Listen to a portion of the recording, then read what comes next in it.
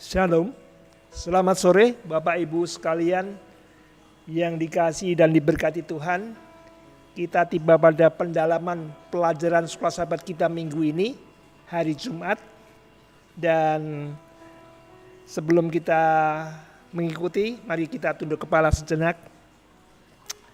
Bapa di sorga, terima kasih Engkau selalu memberkati menyertai kami, sehingga pada sore hari ini kami boleh mengikuti pendalaman sekolah sahabat yang telah kami pelajari dalam minggu ini.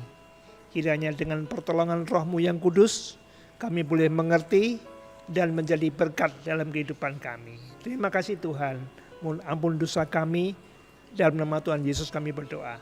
Amin. Judul pelajaran sekolah sahabat kita minggu ini yaitu Bapa, Anak, dan Roh Kudus, atau yang disebut dengan Trinitas, atau juga Allah Tritunggal. Satu pelajaran yang kita sudah semua tahu, tapi sulit kalau kita menjelaskan, menerangkan kepada orang lain tentang tiga oknum kealahan. Tiga oknum kealahan tetapi bersatu, manunggal. Ya. Nah, dalam pemikiran manusia secara logika, penalaran sulit. Tapi kita terima dengan iman.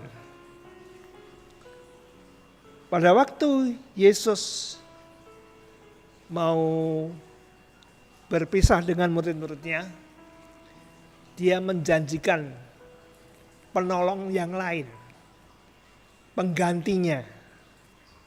Namun sebelumnya kita awali dengan sejak manusia berdosa. Sejak manusia berdosa, hubungan Allah dan manusia terputus.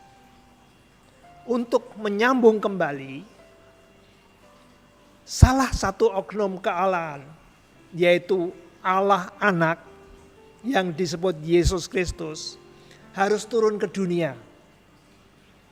Dia menjelma menjadi manusia dan dia menyatakan tabiat Allah yang sesungguhnya kepada manusia melalui ajaran-ajarannya, melalui pelayanannya, melalui mujizat-mujizatnya.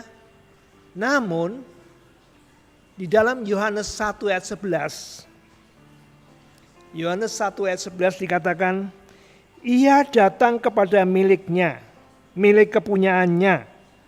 Tetapi orang-orang kepunyaannya itu tidak menerimanya. Oknum kealahan, Allah Anak turun ke dunia. Dia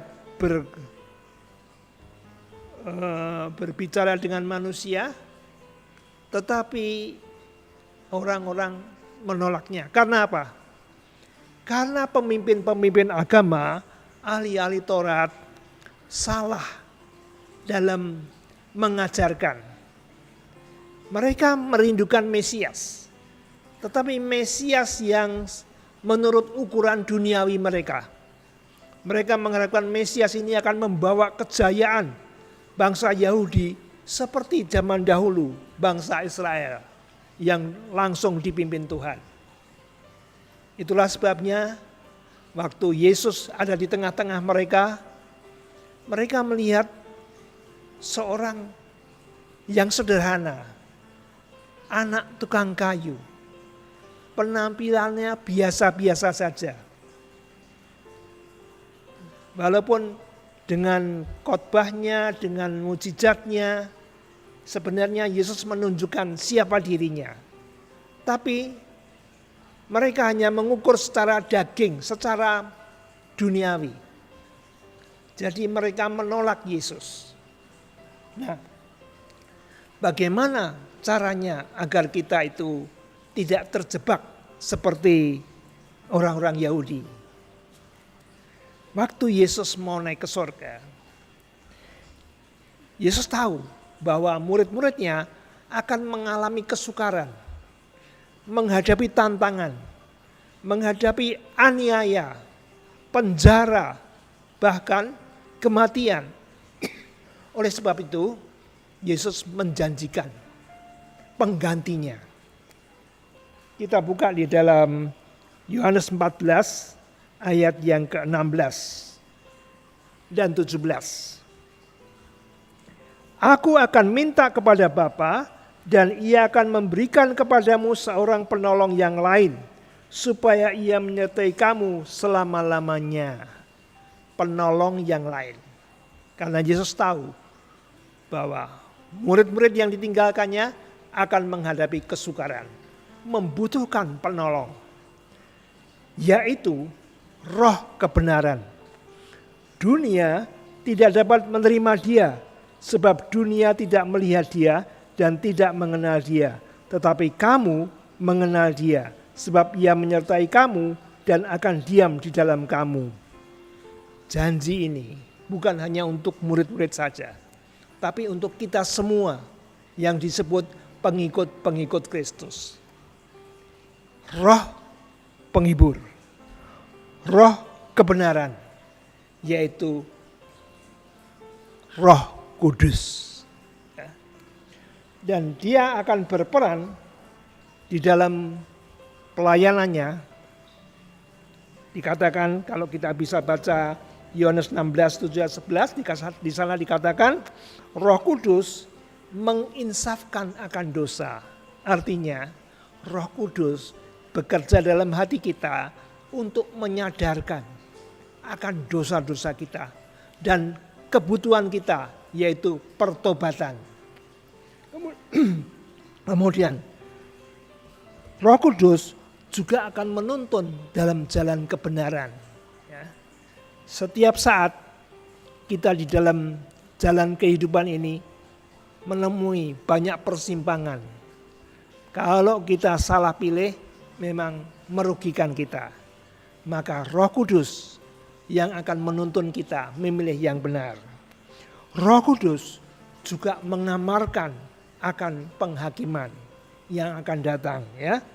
Roh Kudus juga memberi hikmat bila mana kita belajar akan firman Tuhan, sehingga kita mengerti maksud Tuhan.